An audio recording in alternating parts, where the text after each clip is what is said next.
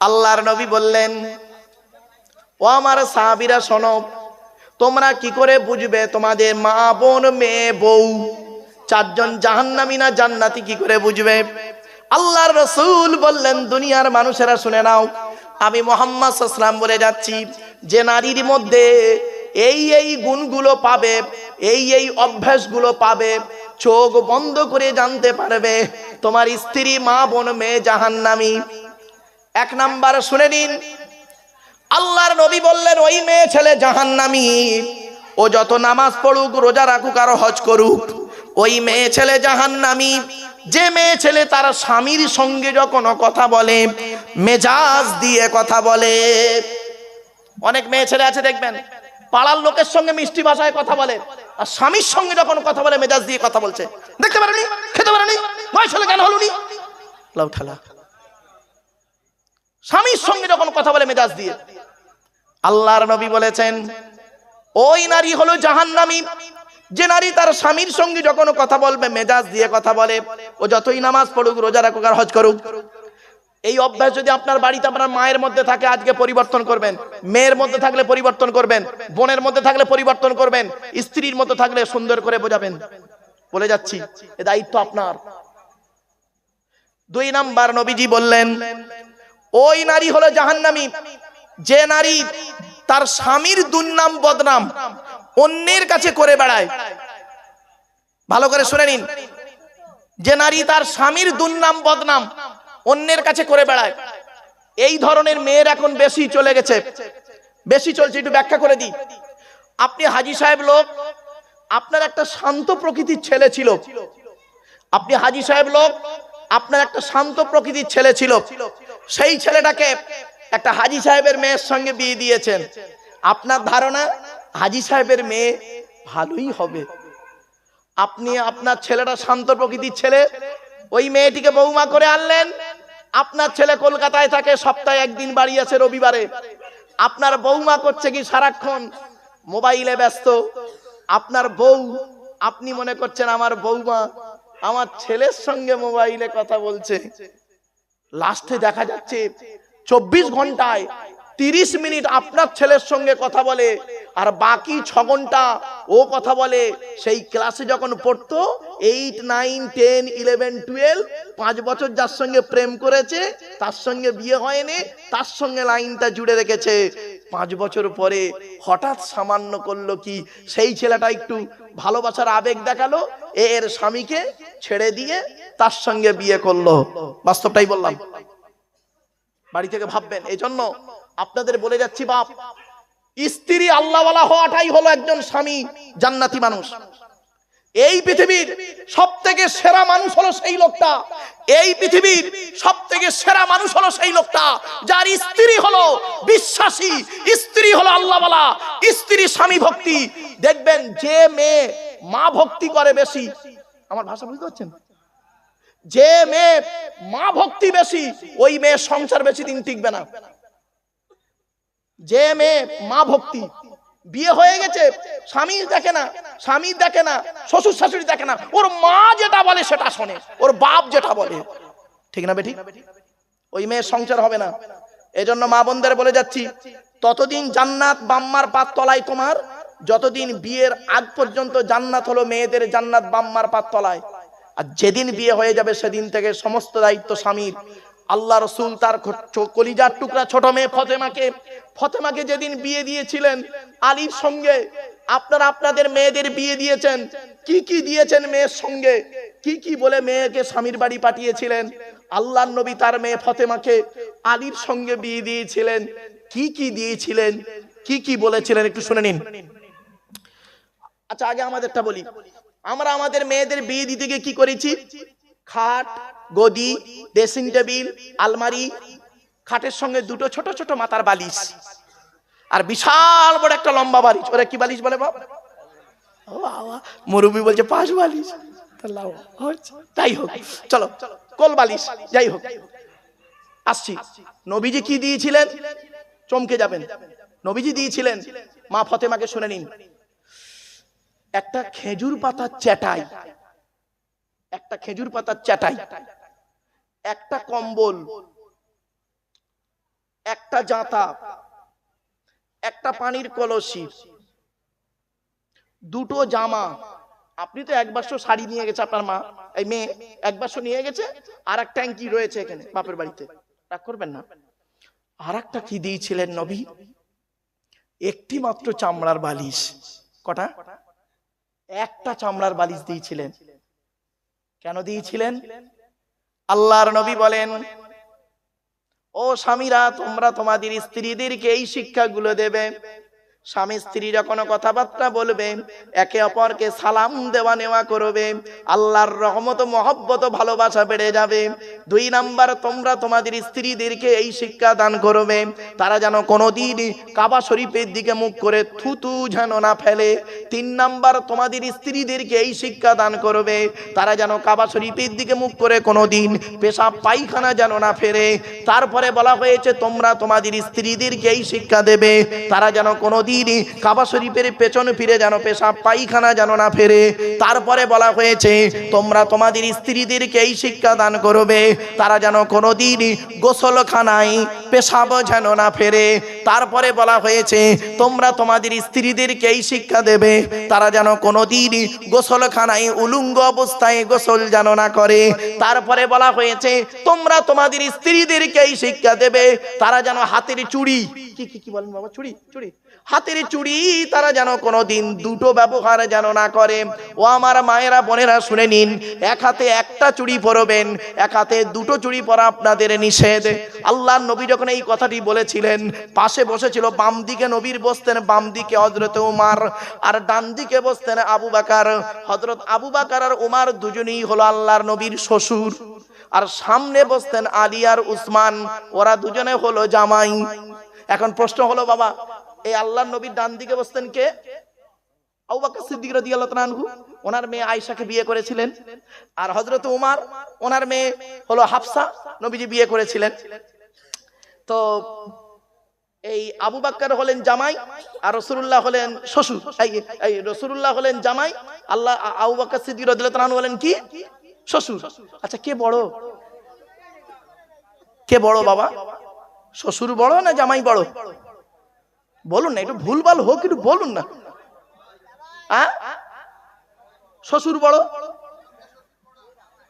সম্পর্কে শ্বশুর বড়। শুনে নিন ও বাবা, সব দিক থেকেই ছোট আবু বকর, আপনারা তো জানেন না। শুনে নিন, সম্মানের দিক থেকে আবু বকর অনেক নিচে, আল্লাহ রাসূল নবী, ইনি সাহাবী, এক হতে পারে না। 2 নাম্বার, এই দুনিয়ার দিন রাত্রির গণনায়, দিন বছরে, তাতেও ছোট আবু বকর। হ্যাঁ, শুনে নিন, আমি বলে দিচ্ছি, আল্লাহর নবী হলেন আবু বকরের থেকে 2 বছর 2 মাস 10 দিনের বড়। কত কত কত, এগুলো শিখে যান। 2 বছর 2 মাস 10 দিনের বড় হলো আল্লাহ রাসূল এই দুনিয়ার বয়সের দিক থেকে, আর 2 বছর 2 মাস 10 দিনের ছোট আবু বকর সিদ্দিক রাদিয়াল্লাহু তাআলা। যাই হোক, চলেন, হযরত ওমর রাদিয়াল্লাহু তাআলা বাম দিকে বসেছিলেন। যেই নবীজি বলেছেন তোমরা স্ত্রীদেরকে বলবে এক হাতে একটা চুড়ি পরতে, হযরত ওমর দাঁড়িয়ে বলছেন, ইয়া রাসূলুল্লাহ, আমার স্ত্রী যদি এক হাতে একটা চুড়ি পরে, দুটো চুড়ি পরলে ক্ষতিটাই কি? আল্লাহর নবী বললেন, ওমর, তোমার স্ত্রী যদি এক হাতে 2 বা 2 এর বেশি চুড়ি পরে, স্ত্রীর চুড়ির ঝুনঝুনিয়া আওয়াজটা পরপুরুষের জন্য হলো হারাম। এরপরে নবীজি বললেন, এই স্বামীরা, তোমরা তোমাদের স্ত্রীদেরকে এই শিক্ষা দান করবে, তারা যেন মাথার বালিশ, কি বলে, মাথার বালিশ তারা যেন কোনোদিন দুটো ব্যবহারে যেন না করে। স্বামী স্ত্রী যখন ঘুমাবে, একটি মাত্র লম্বা বালিশে, এক বালিশে দুজনে মাথা রেখে ঘুমাবে। স্বামী স্ত্রী যদি এক বালিশে মাথা রেখে ঘুমায়, আল্লাহর রহমত, মহব্বত, ভালোবাসা আল্লাহ বাড়িয়ে দেবে। এই ওয়াজটা শোনার পরে অনেক মুরব্বী বাবাজি মনে মনে বলছে, ওরে মারুফ, 20 বছর আগে কেন ওয়াজটা করলি না? তোর চাচি আর শুতে নেয় না। রাগ করবেন না, এমনি বললাম বাবা, অনেকক্ষণ ধরে ওয়াজ করছো, আমি একটু হাসি চলে কথা বলি গো বাবা, রাগ করবেন না। চলেন, আমার আগে মৌলানা সাহেব সুন্দর আলোচনা করছিলেন, আমি দূর থেকে শুনছিলাম, এখানেও বসেছিলাম, বেচারা বুঝতে পারিনি, তো আমি এসে চুপ করে বসেছিলাম। আমি ওনাকে বলিনি যে আমি এসে গেছি, আপনি ছেড়ে দিন। না, একজন আলেম বলছেন তার টপিকসটা বলা হয়ে যাক, তারপরে তিনি ছেড়ে দেবেন। আমরা অনেক সময় কি করি, অনেক বক্তা আছে দেখবেন, আমি একটা কোরআনের আয়াত পড়ছি, তার মানেটাও করতে পারলাম না, হঠাৎ একটা বক্তা এসে গেছে, তাকবীর দিতে দিতে উঠলো, ওই আয়াতটার মাঝখানেই ছেড়ে দিয়ে আমাকে উঠে দাঁড়াতে হলো। ভুল বললাম না বাবা? হ্যাঁ, কোরআনের আয়াত থেকে ওকে মর্যাদা বেশি দিয়ে দিলে না, না, তুমি কোরআনের আয়াত পড়ছো, পড়ে নাও। যাকে দেখে সম্মান দাঁড়াচ্ছ তারও উচিত হলো তাকে বলা যে না ভাই ভাই ভাই আপনি বলুন, আপনি বলুন, আমি আপনার হয়ে গেলে আমি বলবো। এটা হলো আদর্শবান ব্যক্তির পরিচয়। আর কোরআনের আয়াতের মাঝখানে বলতে বলতে উঠে ছেড়ে দিল, এটা মানুষ কি হলো, অর্ধেক হলো না, ঠিক না? ঠিক। তা আমি এসে ওনাকে তো বলতে পারতাম। আমি এখানে প্রায় 17 মিনিট মতো বসেছিলাম। কেন? উনি বলছেন বলুক, শুনি, এর মধ্যে একটা গুরুত্ব আছে। চলো 5 নাম্বারটা শুনুন। মসজিদ কমিটি হতে গেলে কি করতে হবে? মসজিদের সেক্রেটারি, মসজিদের ক্যাশিয়ার হিসেব চাইলে খালি পালাচ্ছে। 20 বছর মসজিদের হিসাব নাই। যদি চেয়েছে মসজিদের জায়গা জমি নিজের নামে রেকর্ড করে বসে আছে, কটা নেবেন? আমার কি শুধু মৌলবি মনে হয় না? আমার গাড়ির সামনে একটা বোর্ড লাগানো আছে, দেখবেন গিয়ে। এখন বিশ্ব মানবাধিকার পরিষদ, ওয়ার্ল্ড হিউম্যান রাইটস কাউন্সিল, তার আমি একজন ন্যাশনাল প্রেসিডেন্ট দিল্লিতে। আপনাদের মনে হয় কি কিছু জানে না? আমরা বুঝি বাবা, সব বুঝি, কিন্তু কিছু বলি না। কি হবে? নিজেকে জাহির করাটা ঠিক নয়, কিন্তু বাধ্য হয়ে কিছু কিছু জায়গা আছে না, না বললে মানুষ ভাবে কিচ্ছু জানে না, মূর্খ, তুচ্ছ, তাচ্ছিল্য। এজন্য কিছু কিছু জায়গায় বলতে হয়, নিজের পরিচয় দিতে হয়। চলুন এগিয়ে যাই। 5 নাম্বার হলো ওয়ালাম ইয়াখশা ইল্লাল্লাহ। মসজিদ কমিটি ওই লোকটা হবে যে আল্লাহ ছাড়া কাউকে ভয় করবে না। সুবহানাল্লাহ বলেন। এবার আপনারা বাড়িতে গিয়ে দেখবেন, এই 5টা গুণ যার মধ্যে আছে সেই ব্যক্তিকে মসজিদ কমিটি করবেন, আল্লাহ খুশি হবে, আল্লাহর রহমত নাজিল হবে। এবার আপনাদের বলে দিলাম, এবার করা না করা আপনাদের ব্যাপার। আমার দায়িত্ব কতটুকু? আমার দায়িত্ব শুনুন, আল্লাহ রসুলের দায়িত্ব যেটা ছিল, আলেম উলামাদের দায়িত্ব হলো সেটা। আল্লাহ রসুলের দায়িত্ব কি? কোরআন বলছে 6 নম্বর পারার। আচ্ছা, আগে আমি তো রেফারেন্স গুলো দিচ্ছি, আগে মূল জিনিসটা বলি দিই। আগে আমাদের সৃষ্টিকর্তার নাম কি? বলুন না। আল্লাহ। আল্লাহ যত মুখ থেকে বলবেন আল্লাহ খুশি হবে। আমাদের সৃষ্টিকর্তার নাম আল্লাহ। আল্লাহর পরিচয় কটা? এই আল্লাহর পরিচয় হলো টোটাল কোরআনে 4টে। কটা? যতদিন বাঁচবেন এগুলো মনে রাখবেন বাপ। আল্লাহর পরিচয় হলো টোটাল কোরআনে 4টে। কি? আল্লাহ নিজেই বলছেন, কুল, নবী তুমি বলো, হুয়াল্লাহু আহাদ, সে আল্লাহ হলেন একক। 2 নাম্বার আল্লাহুস সামাদ, আল্লাহ হলেন অমুখপেক্ষী, আল্লাহ কারোর মুখপেক্ষী নন, সারা পৃথিবী তার মুখপেক্ষী। 3 নাম্বার লাম ইয়ালিদ ওয়া লাম ইউলাদ, আল্লাহ কাউকে জন্ম দেয়নি, আল্লাহ কেউ জন্ম দেয়নি। 4 নাম্বার ওয়ালাম ইয়াকুল্লাহু কুফুয়ান আহাদ, আল্লাহর সমকক্ষ কেউই নেই। এই হলো আল্লাহর 4টে পরিচয়। আচ্ছা বাপেরা, এই যে সূরাটি পড়লাম, এই সূরাটি আপনাদের অনেকের মুখস্থ নেই, বলুন না। তা আমি পড়লাম কেন আবার? কারণটা কি শুনে নিন। কারণটা হচ্ছে এই 4টে বাক্য যে আল্লাহর পরিচয়, এটা বলে দিলাম। 2 নাম্বার বাংলায় ট্রান্সলেট করে দিলাম, মানে অনুবাদ করে দিলাম। 3 নাম্বার এই 4টে আয়াত থেকে, বাক্য থেকে 4টে ধর্ম বেরিয়েছে। 4টে ধর্ম কি? ইসলাম, ইহুদি, খ্রিস্টান, নাসারা আর মুশরিক, 4টে ধর্ম বেরিয়েছে। এই সূরাটা পড়লাম কেন? আল্লাহ নবী বলেছেন। কেন পড়লেন? আল্লাহ রাসূল বলেছেন, কোন ব্যক্তি যদি 3 বার যদি সূরা ইখলাস পাঠ করে, কুল হুয়াল্লাহ সূরা পাঠ করে, ওই ব্যক্তির নামায় আমলনামায় 1 খতম কোরআন শরীফ পড়ার সওয়াব আল্লাহ লিখে দেবে।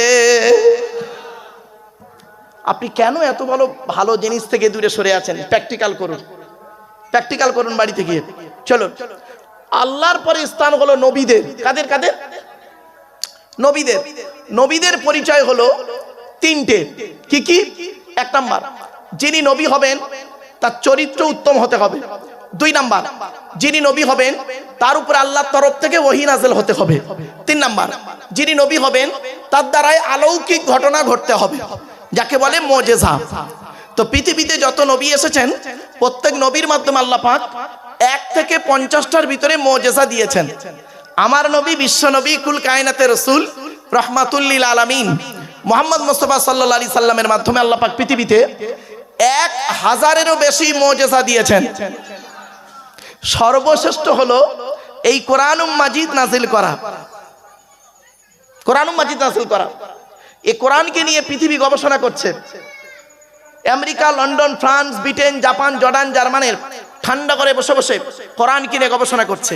কারা করেছে?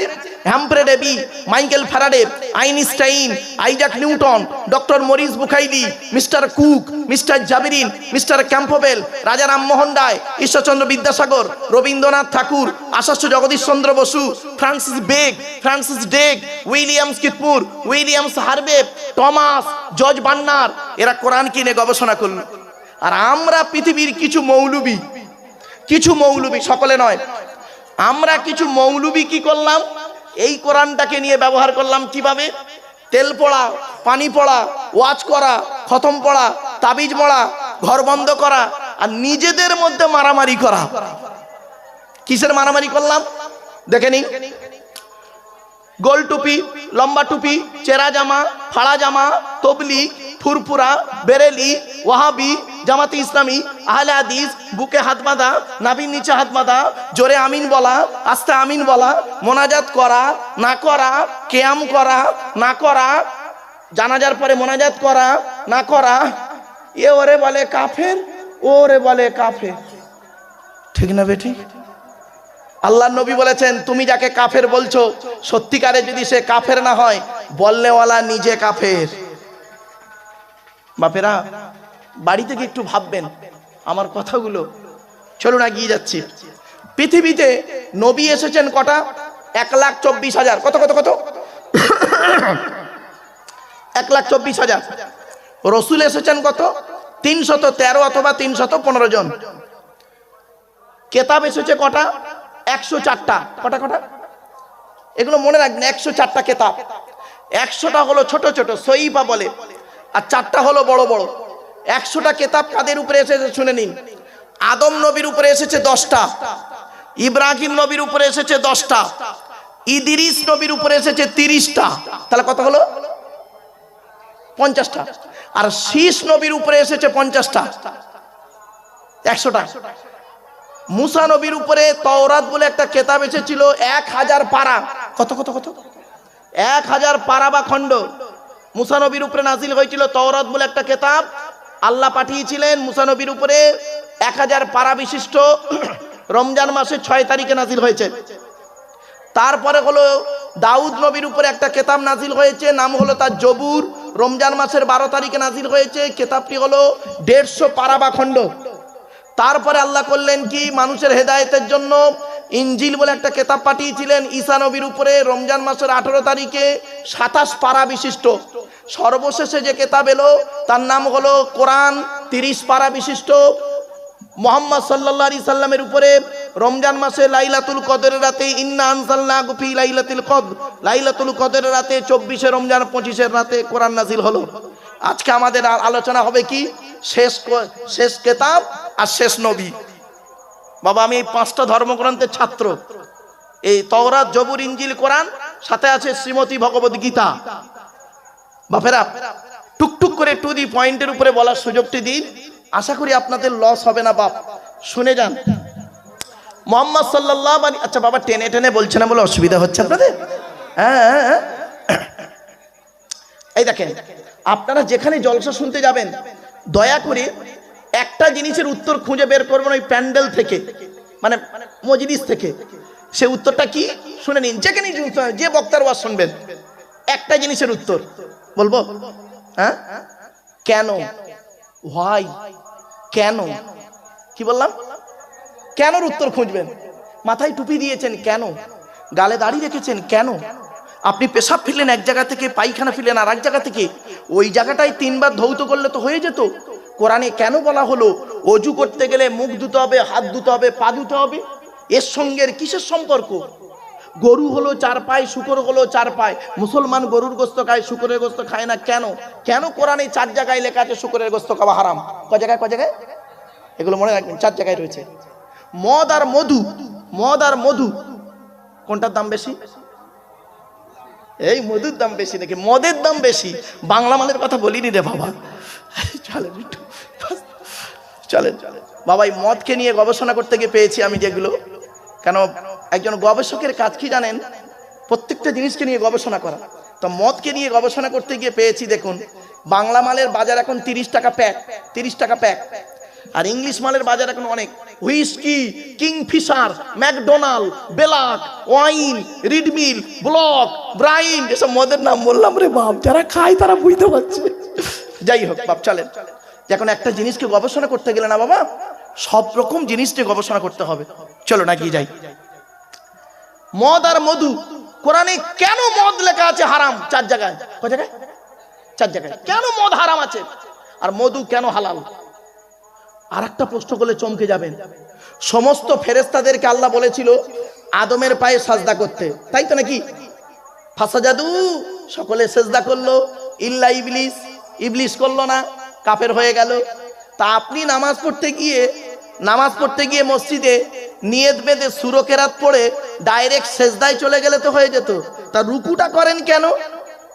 আদমের পায়ে তো রুকু করেনি ফেরেশতারা, ডাইরেক্ট তো সেজদা করেছিল। তা আপনি ডাইরেক্ট সেজদা করবেন, আমাদের উদ্দেশ্যটা কি আল্লাহকে সেজদা দেওয়া তো নাকি? আরে ভাই বলুন না, তা আল্লাহ রুকুর কথা কেন বললেন? রুকুটার মধ্যে কি যুক্তি, কি বিজ্ঞান আছে? হয়েছে বাবা। এই ওয়াজ করতে গেলে বাবা, একজন বক্তাকে 1 ঘন্টা লেকচার দিতে গেলে 3 ঘন্টা কিতাব পড়তে হবে, গবেষণা করতে হবে।